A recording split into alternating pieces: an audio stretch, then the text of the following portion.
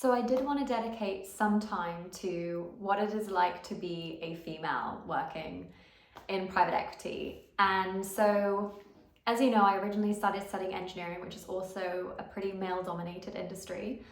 I like to kind of draw some parallels, if anyone has watched The Big Bang Theory, to what some of my course mates were like, who were some of the most amazing people I've ever met, and some of which still become or are still very, very long-term friends now. Versus kind of working in private credit, which my first firm actually was relatively balanced. Like, honestly, going initially from engineering, where there were on my undergrad a total of 5 females of the entire course, to studying my master's in finance, there are actually a lot more females kind of in finance. However, my first firm was very female, kind of evenly split. So at one point I had a female director, at another point I had a female deal lead, and kind of like another female on my team. And I think because of that, I took for granted that that's kind of what the industry felt like. And then I moved somewhere that was, a lot less females, but actually it wasn't so much about my firm itself. It was actually about the kind of like deals and kind of environment that I was interacting within as an LP, interacting in a very male-dominated GP landscape. And I am a relatively confident person, but it really took me quite a long time to feel like I could speak up.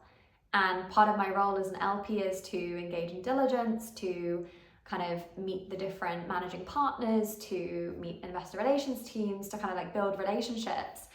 And I found, I think, especially early on, that you get some very big characters in private equity, some people who are incredibly successful, but also it can make you feel inferior is probably the wrong term, but it can make you feel very shy about kind of like speaking up and backing yourself.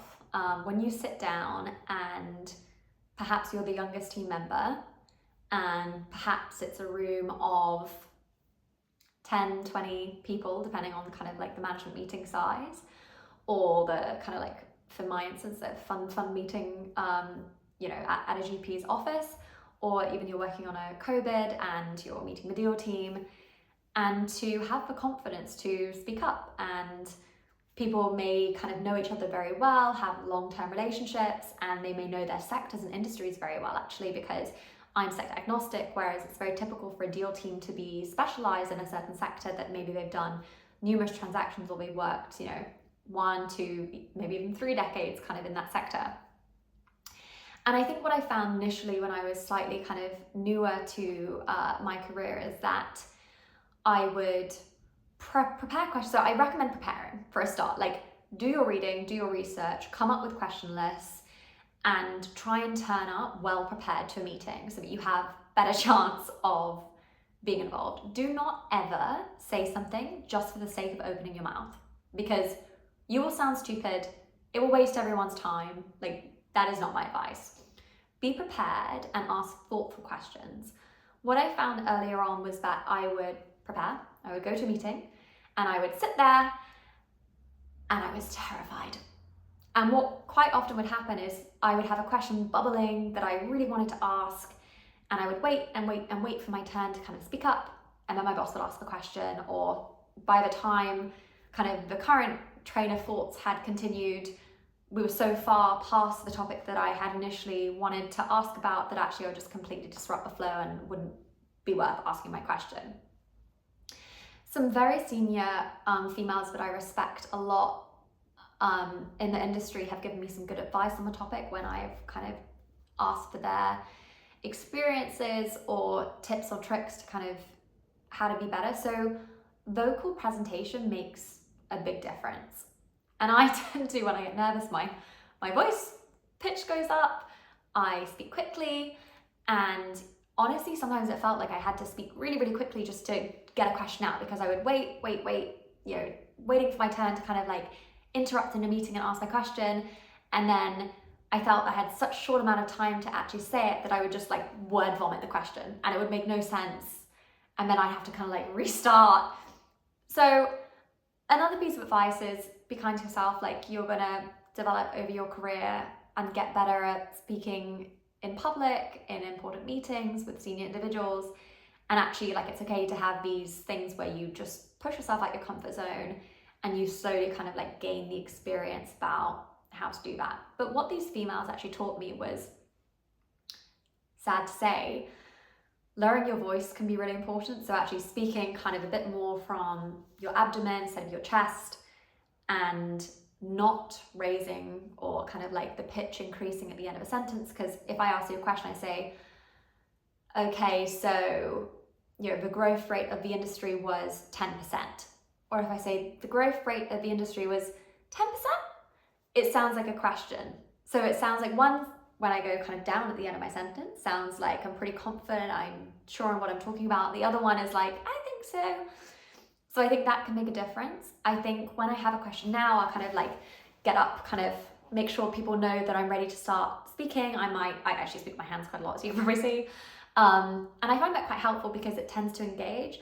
I think one of my other recommendations is to try and get a question in early on, like try and make sure there are introductions done and you speak up. Because what I find is that when you want to ask a question, it's almost like crossing a road. Naturally, you will look to make eye contact. And when people are paying attention to you, i.e. you've said something early on, they know you're an active part of the conversation, naturally they're going to look to you more. Just because, as you would, it's polite to kind of look at someone when you're speaking to them. So if you said nothing and you're 30 minutes into a meeting, they're probably going to be looking at the person politely who is speaking. So I recommend trying to get kind of a question earlier on. And sometimes maybe if you're struggling, you can speak to some of your seniors and say, especially if you're at the point in your career when you're meant to be kind of engaging a lot more, and just say, hey, like, could I volunteer to lead this section, please? Or say there's, you know, a variety of different sessions or even sections. Like, could I have one of the earlier on sections, please? Because really makes you engaged. I think it is quite good for your confidence because you start speaking earlier on in the meeting, so you kind of chill out a bit. 2, it means people naturally look for you to engage and continue to engage during the meeting. And 3, I think it's really good to push yourself out of your comfort zone. And I think most females are much more on the side that they would prefer to say nothing than look stupid, which in some ways is good because I think we tend to word vomit or kind of speak for the sake of speaking less, which I think is important.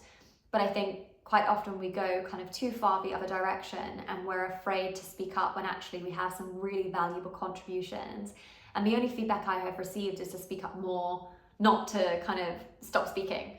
And I think most of my female friends, colleagues in the sector kind of experience very similar situations. And therefore I think honestly, like the number one thing that probably everyone could work on is just being more confident and just backing yourself, because you've been selected to work there for a reason. You probably have very good credentials. You may have experience in the sector from life experience, from internships before, depending on kind of like what the sector of the deal that you're looking at. And if you feel like you have something valuable to contribute or something that you really want to learn about because it is important, then it is important to speak up. I think on that last point, actually, what I often do before asking a question is I ask myself, like, what am I hoping to get from the answer to this? And if I'm just kind of asking a rhetorical question just to consolidate a thesis, maybe that's not the most helpful question, or to demonstrate my knowledge. I think that's also not really a good use of anyone's time. But if I'm asking a question because actually it's a real needle moving kind of swing the dial factor on an investment and the answer matters, then it's important to vocalize that question. i.e. like, what are the largest return drivers or risk factors to this transaction? And if I don't understand them properly, or I have a question that I think is important to that end, then I think it's important to ask it. I think another piece of advice, once you kind of like break into just speaking, that is important is don't just accept every answer that you get. I think when you're in a meeting, sometimes you ask a question, maybe you don't fully understand what the question is, but you know it's important. As in, like, you don't understand the topic that is being discussed, but you have a question that is important. And then someone gives you a response and it doesn't really make sense, but you're just happy that you've actually asked the question, that you're like, okay, thank you. And then after you're like, wait, actually, that didn't really make sense or really answer my question. So I think it's important to be able to then follow on and say, okay, sure, thanks for that, but actually this piece of data may suggest otherwise. Could you explain why that's not the case. And I think always saying stuff in an amicable way instead of saying, oh, I disagree with what you're saying, or that's wrong. You could say, okay, that's really interesting. So I actually had read something about this that maybe suggested that instead of that, this could be the case. Could you explain to me how I should think about this, or what considerations I should include? So they are my tips for speaking up, being confident, and backing yourself.